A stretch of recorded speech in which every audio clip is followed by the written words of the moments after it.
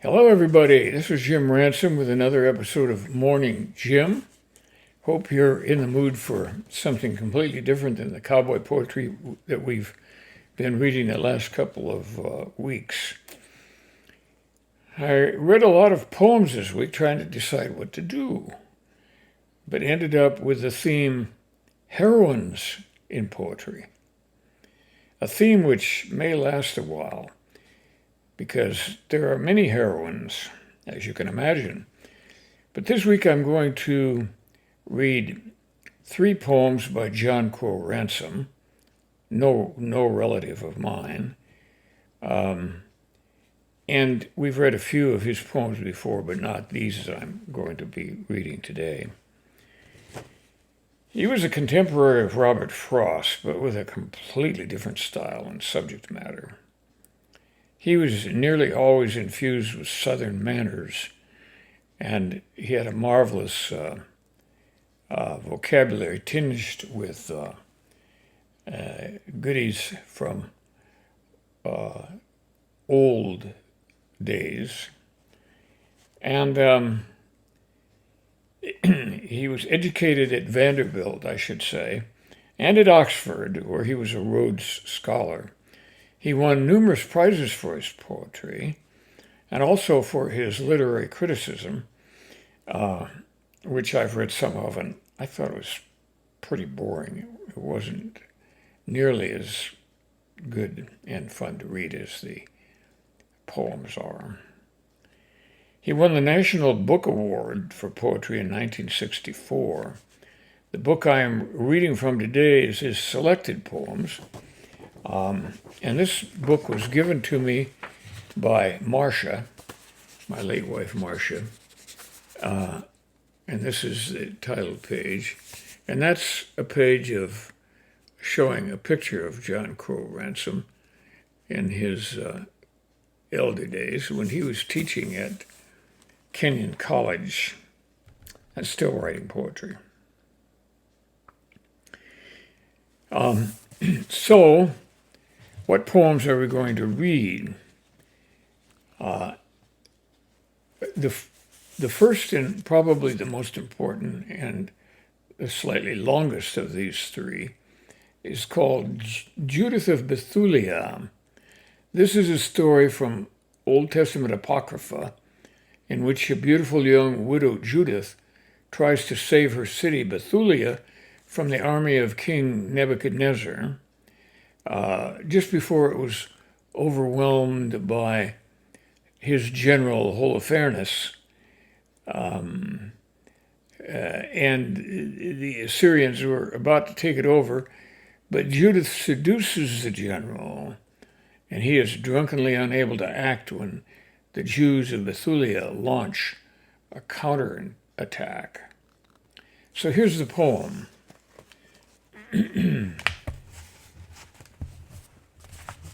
Beautiful as the flying legend of some leopard, she had not chosen yet her captain, nor prince depository to her flesh and our defense.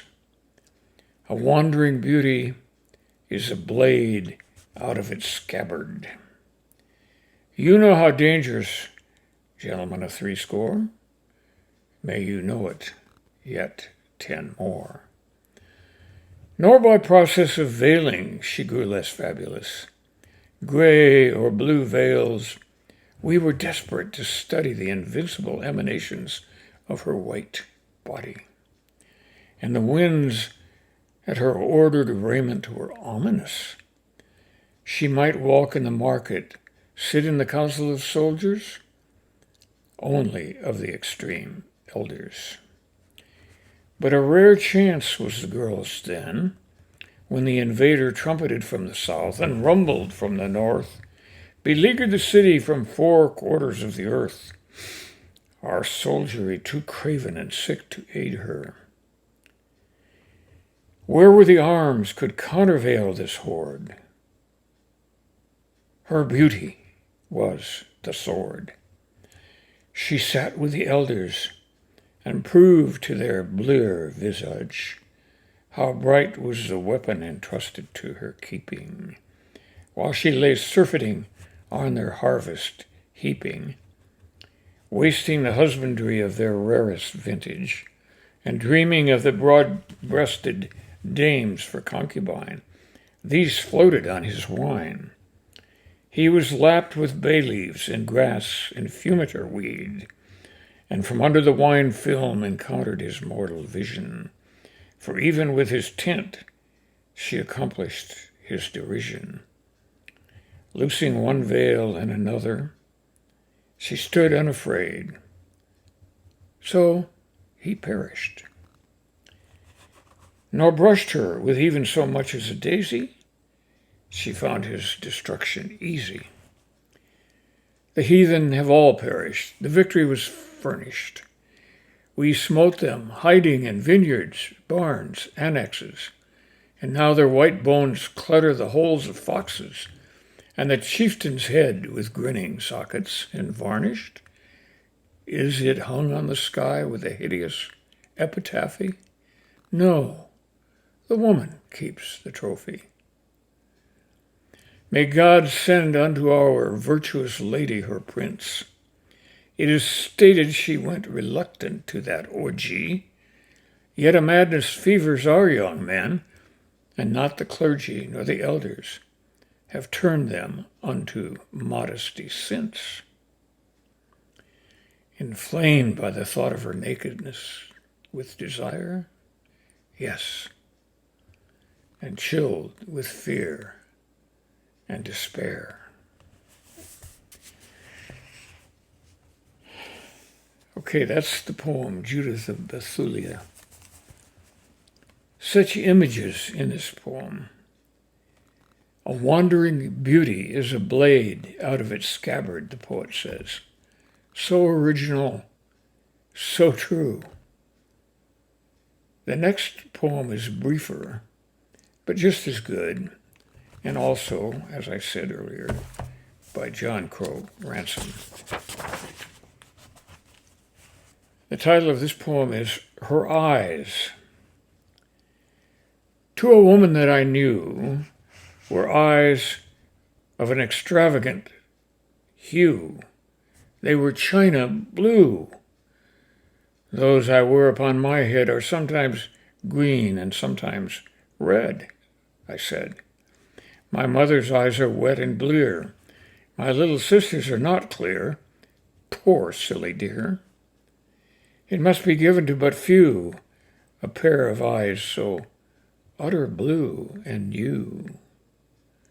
Where does she keep them from this glare of the monstrous sun and the wind's flare without any wear? And were they never in the night stricken by artificial light much too bright? And had the splendid beast no heart that boiled with tears and baked with smart the ocular part? I'll have no business with those eyes.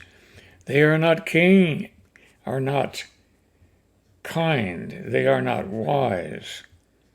They are too great lies. A woman shooting such blue flame, I apprehend will get some blame on her good name.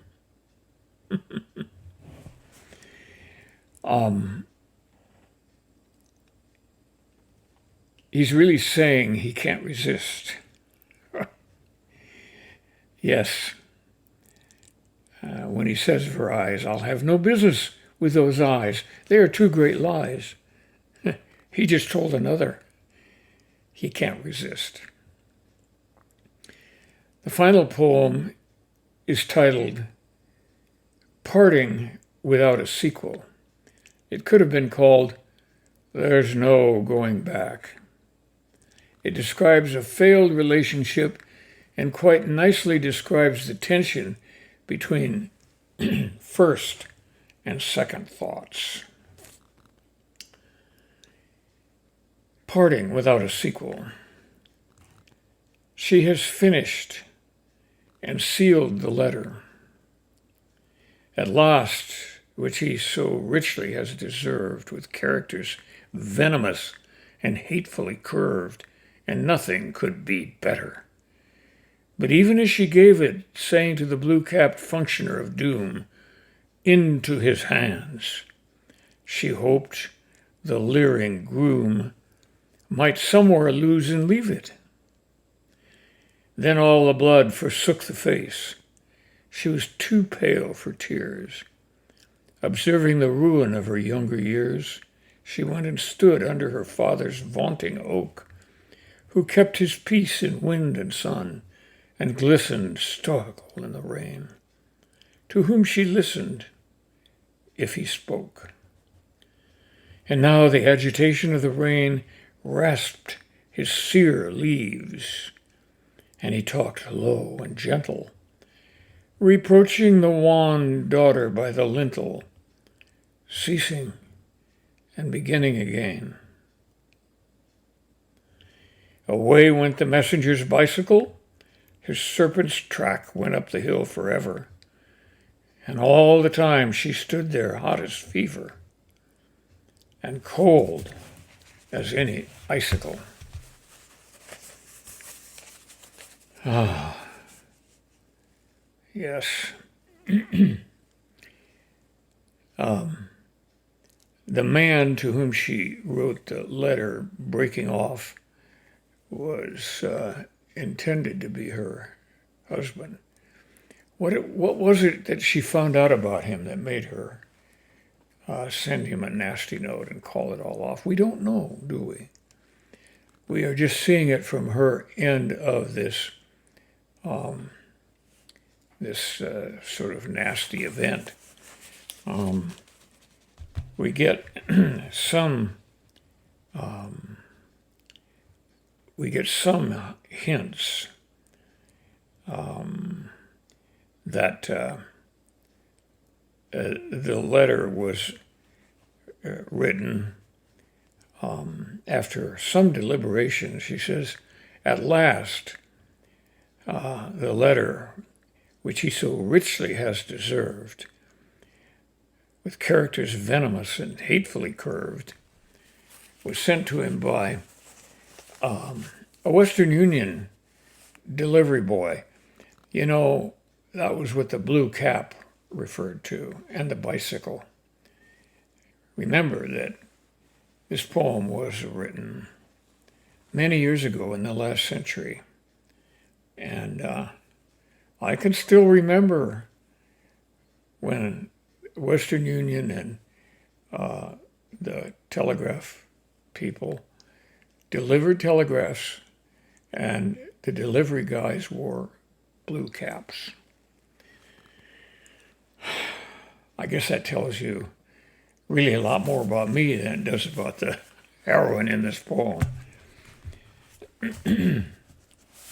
But I hope you enjoyed these 3 poems. Judith of Bethulia, Her Eyes, and then the final poem, Parting Without a Sequel. Judith is certainly to be seen as a heroine. The next 2 ladies, what do you think? They certainly seem to know what they want. Or do they? That's food for thought. That's it for today, and this is Jim Ransom. I hope you'll join next week. I have no idea what poems I'll read, but I really hate to give up on the theme of heroines in poetry. There are many of them, and they're wonderful and beautiful ladies and great to read about. Okay, that's it for today. I'll see you next week. Bye now.